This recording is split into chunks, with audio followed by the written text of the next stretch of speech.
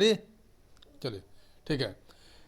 नमस्कार, मैं शंभू कुमार, आप देख रहे हैं लाइव 24 न्यूज। नमस्कार, मैं शंभू कुमार। इजराइल और हमास के बीच शुरू हुए युद्ध में दोनों पक्षों के बीच हजारों लोग मारे जा चुके हैं। बीते शनिवार को हमास के हमले के बाद इजराइल ने भी युद्ध की घोषणा कर दी। इजराइल ने हमास को बर्बाद करने की घोषणा की है, जबकि हमास ने दशकों पहले, सालों पहले दुनिया के नक्शे से इजराइल को ख़त्म करने का कसम खा रखी है। अब इजराइल, हमास, गाजा पट्टी, सारे मुद्दों पर बात करेंगे। किसका कौन सा रिलेशन है, किसको कितना फ़ायदा हो रहा है इस लड़ाई से। संघर्ष की एक तरफ इजराइल की सेना और दूसरी तरफ आतंकी संगठन हमास जो फिलिस्तीन के पक्ष में है। इस संघर्ष को लेकर दुनिया के देश भी अलग अलग गुटों में बट गए हैं। खून से सना दशकों पुराना इतिहास इजराइल और फिलिस्तीन के बीच इस संघर्ष की शुरुआत प्रथम विश्व युद्ध के समय हुई थी। ओटोमन यानी उस्मानी साम्राज्य के हार के बाद ब्रिटेन ने फिलिस्तीन पर कब्जा हासिल कर लिया। फिलिस्तीन में यहूदी अल्पसंख्यक थे, जबकि अरब बहुसंख्यक थे। अंतर्राष्ट्रीय समुदाय ने ब्रिटेन को फिलिस्तीन में यहूदी मदरलैंड बनाने का काम सौंपा था। ब्रिटिश शासन ने बाल्फोर घोषणा की, जिसमें फिलिस्तीन में यहूदियों के लिए एक अलग राज्य बनाने के लिए अपना समर्थन देने का संकेत दिया।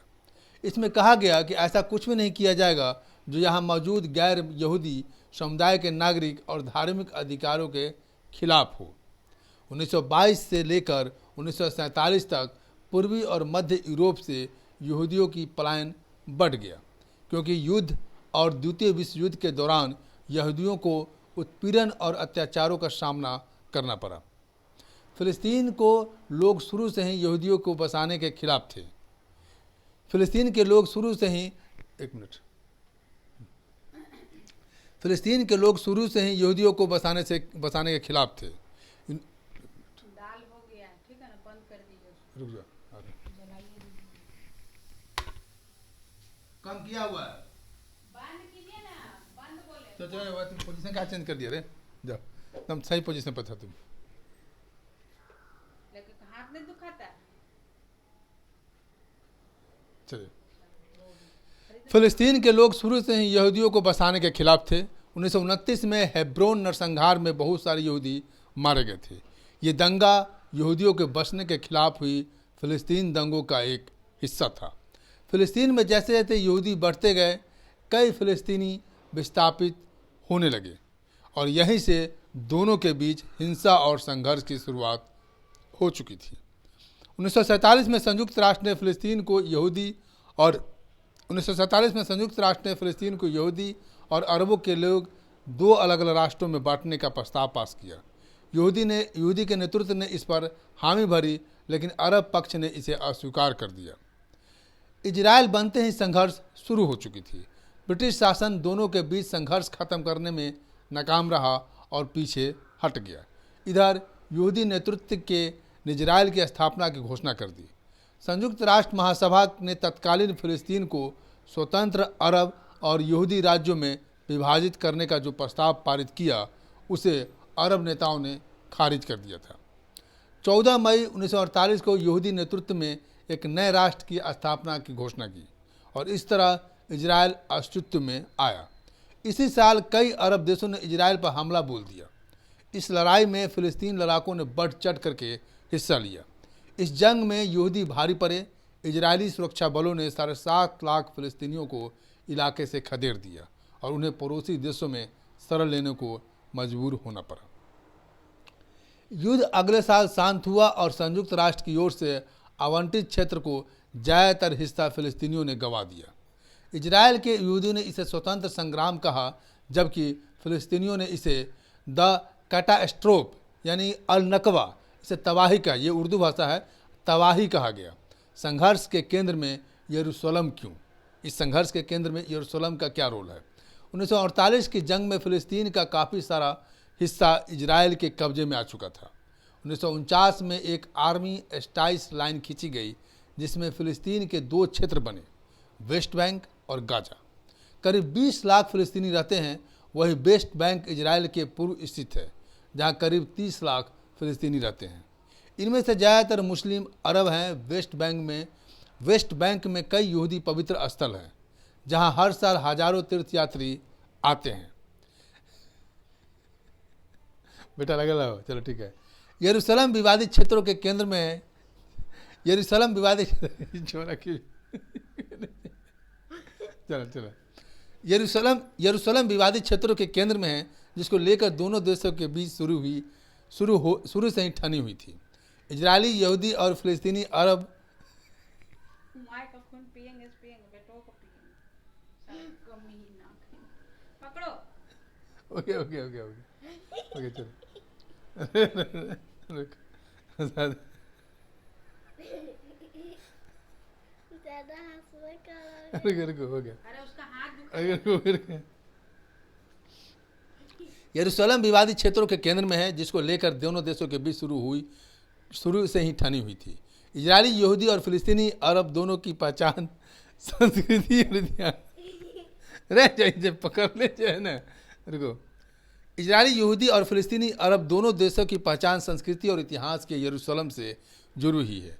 दोनों ही इस पर अपना दावा करते हैं। यहाँ की अल अक्सा मस्जिद, जिसके यूनेस्को ने विश्व धरोहर घोषित कर रखा है, दोनों के लिए बेहद अहम और पवित्र है। इस पवित्र स्थल को यहूदी टेम्पल माउंट बताते हैं, जबकि मुसलमानों के लिए ये अल हराम अल शरीफ है। यहाँ मौजूद डोम ऑफ द रॉक की यहूदी धर्म के सबसे पवित्र स्थल कहा गया है, लेकिन इसे पैगंबर मोहम्मद का जुड़ाव होने के कारण मुसलमान भी इसे उतना ही अपना मानते हैं और पसंद करते हैं। इस परिसर का मैनेजमेंट जॉर्डन के वक्फ करता है, लेकिन सुरक्षा इंतजामों पर इजराइल का अधिकार है। अल अक्सा मस्जिद परिसर को लेकर लंबे समय से दोनों देशों के बीच विवाद होता आ रहा है। 2 साल पहले 2021 में 11 दिनों तक खूनी संघर्ष हुआ था, जिसमें कई जानें गई। यहाँ मुस्लिम नमाज पढ़ सकते हैं, लेकिन गैर मुस्लिमों को यहाँ केवल एंट्री मिलती है, लेकिन इबादत करने पर पाबंदी लगी हुई है। पिछले दिनों यहूदी फसल उत्सव सुक्कोट के दौरान यहूदियों और इजरायली कार्यकर्ताओं ने यहाँ का दौरा किया था, तो हमास ने इसकी निंदा की। हमास का आरोप था कि यहूदियों ने यथास्थिति समझौते को उल्लंघन कर यहाँ प्रार्थना की। क्या है हमास, आखिर चाहता क्या है? 1970 के दशकों में फिलिस्तीन ने अपने हक के लिए आवाज़ें उठाने शुरू की। यासिर अराफात की अगुवाई वाले फतह जैसे संगठनों ने फिलिस्तीन लिबरेशन ऑर्गेनाइजेशन PLO बनाकर इसका नेतृत्व किया। इजराइल पर हमले भी किए। करीब 2 दशक तक रह रह कर लड़ाइयाँ चलती रही। 1993 में PLO और इजराइल के बीच ओस्लो शांति समझौता हुआ। दोनों ने एक दूसरे से शांति का वादा किया। इसी बीच 1987 में फिलिस्तीन विद्रोह के दौरान हमास यानी हरकत अल मुकाबामा अल इस्लामिया का उभार हुआ। इसकी स्थापना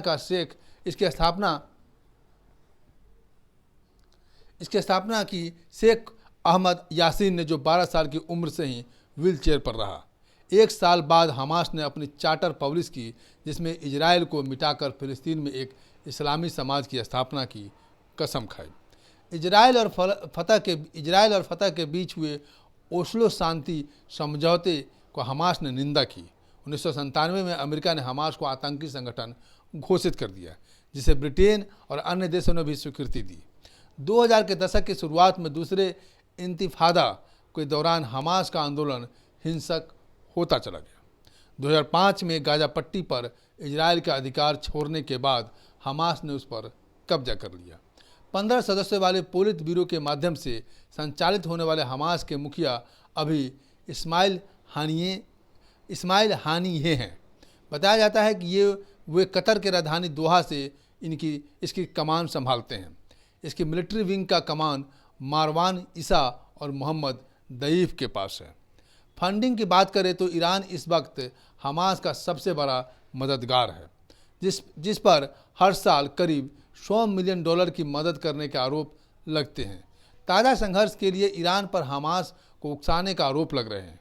ब्लूमबर्ग की रिपोर्ट के अनुसार ईरान में कई बैठकों के बाद हमास ने इजराइल पर हमला किया। इजराइल को ख़त्म कर हमास नया फ़िलिस्तीन बनाना चाहता है। वो पूरे इलाके को फ़िलिस्तीन घोषित कर यहाँ इस्लामी साम्राज्य की स्थापना करना चाहता है। दूसरी ओर इजराइल ने हमले के बाद हमास को पूरी तरह खत्म करने का संकल्प लिया। संयुक्त सशस्त्र सेना इजराइल रक्षा बल के जवान जवाबी कार्रवाई में लगे हुए हैं। अब आगे क्या होगा, अब इस पर बात करते हैं। इजराइल और फिलिस्तीन चरमपंथी संगठन हमास के बीच छिड़े युद्ध में केवल एक ही विजेता होगा, ये न तो इजराइल होगा और न ही हमास। पढ़ते हुए अजीब लग रहा है, बताते हुए अजीब लग रहा है, लेकिन एक्सपर्ट्स का यही मानना है, बताते हुए अजीब लग रहा है लेकिन एक्सपर्ट्स का यही मानना है।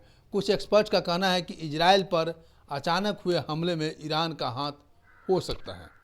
ईरान के नेताओं ने हमले पर प्रोत्साहन और समर्थन के साथ प्रतिक्रिया भी व्यक्त किया है। उनका दावा है कि हालिया जंग के पीछे ईरान है और वो अपने मंसूबों में कामयाब होता दिख रहा है। डेनवर यूनिवर्सिटी के कोरवेल स्कूल ऑफ इंटरनेशनल स्टडीज में रिसर्चर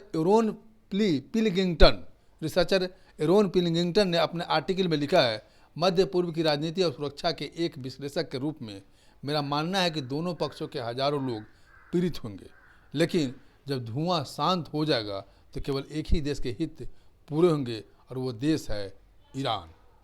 युद्ध के कम से कम 3 संभावित परिणाम हैं और सभी ईरान के पक्ष में हैं। पहला, इजराइल की कठोर प्रतिक्रिया सऊदी अरब व अन्य अरब देशों को अमेरिका समर्थित प्रयासों से अलग कर सकती है। दूसरा, अगर इजराइल खतरे को खत्म करने के लिए गाजा में आगे बढ़ना जरूरी समझता है तो इससे पूर्वी यरूशलेम या वेस्ट बैंक में एक और फिलिस्तीन विद्रोह भड़क सकता है, जिससे इजराइल में अस्थिरता बढ़ेगी। आखिर संभावना बोले अब हो गया। बस लास्ट है। आखिर संभावना ये कि इजराइल अपने उद्देश्यों को कम ताकत के साथ भी हासिल कर सकता है। वो तनाव बढ़ने की संभावना को कम कर सकता है, लेकिन इसकी संभावना नहीं है। 2 पक्षों में बटी दुनिया, ईरान और यमन ने हमास के हमले को खुले तौर पर समर्थन किया है। वहीं दूसरी ओर Bharat, America, Britain, France, Italy, Japan जैसे 2 देश इजराइल के समर्थन में खड़े हैं। वहीं यूरोपियन यूनियन ने भी कहा है कि इजराइल को अपनी संप्रभुता की रक्षा का अधिकार है। संयुक्त राष्ट्र, सऊदी अरब, ब्राज़ील और चीन ने दोनों पक्षों से शांति की अपील की है। दक्षिण अफ्रीका और रूस ने तत्काल युद्ध विराम का आह्वान किया है। वहीं तुर्की ने भी दोनों पक्षों से तनाव कम करने की अपील की है। तो आपको मैंने ये दिखाया हमास, इजराइल और फिलिस्तीन के मुद्दों के लेकर के। कैसा लगा ये वीडियो? अगर आपको अच्छा लगा तो इस चैनल को सब्सक्राइब करें, लाइक करें और शेयर करें। Thank you so much. वाह, इतने देर में कैसे कच गई? Thank you.